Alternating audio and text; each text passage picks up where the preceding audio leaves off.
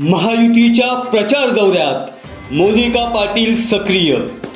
शहापूर तालुक्यातील महिलांशी साधला संवाद. भिवंडी लोकसभा मतदारसंघातील लढत ही 5व्या टप्प्यातील हाय व्होल्टेज लढत मानली जात आहे.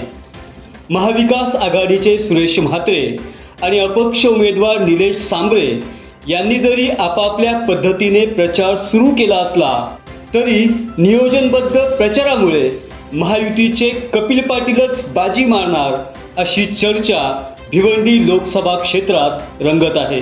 या प्रचाराचाच एक भाग म्हणून कपिल पाटील यांच्या सुनबाई मोनिका सिद्धेश पाटील या सुद्धा आता मैदानात उतरल्या आहेत.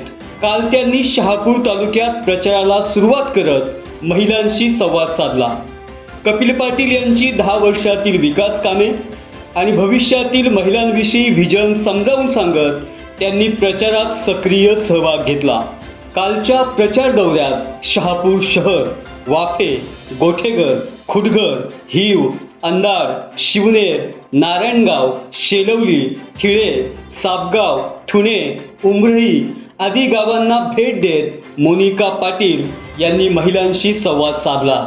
यावेळी भाजपा तालुका अध्यक्षा निशिगंधा बोंबे, शिवसेना तालुका प्रमुख विद्या फळडे, राष्ट्रवादी जिल्हाध्यक्षा कल्पना तारमळे, माजी जिल्हा परिषद बांधकाम सभापती वंदना भांडे, रंजना उघडा, नगरसेविका मिताली भोपतराव, मनीषा अधिकारी, माजी नगरसेविका वैदेही नार्वेकर, ठुणे ग्रामपंचायत सरपंच वेखंडेताई, गोष्टेताई, पुष्पा शेळके, प्रगतीताई, नीताताई, कविताताई तसेच प्रमोद बसवंत, विलास साबळे, कृष्णा फळडे, संकेत लष्करे, नरेश अधिकारी, महेंद्र चंदे आदी पदाधिकारी आणि कार्यकर्ते उपस्थित होते.